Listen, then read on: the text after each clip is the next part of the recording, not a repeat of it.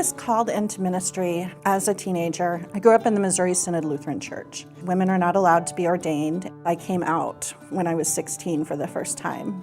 And as a bisexual woman, again, I was told there's just not a place for you. So it was something I pushed aside and thought I could never pursue this. I knew a number of people who'd been to United and came up here and visited, and it just felt like a fit. I mean, it felt like home.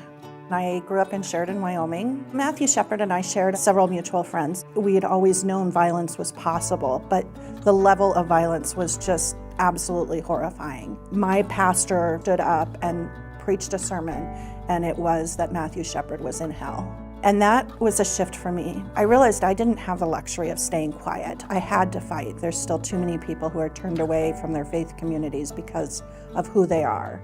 I have 4 sons. 3 of them are biologically male. My son AJ is transgender. He was born biologically female and identifies as male. I was working in LGBTQ equality. It's the one time I can say in my life that God gave me the tools I would need to be able to nurture AJ's journey. I am writing a curriculum that is social justice based.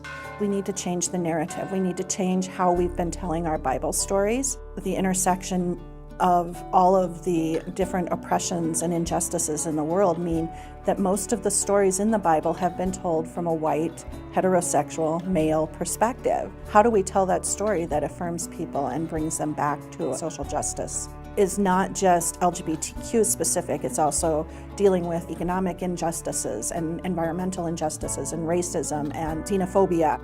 I see the kids that have been rejected by their families and are living in homeless shelters or are trying to survive on the streets. As a Christian, I have a responsibility to the wider community to make sure not just my child is cared for, but every child is cared for.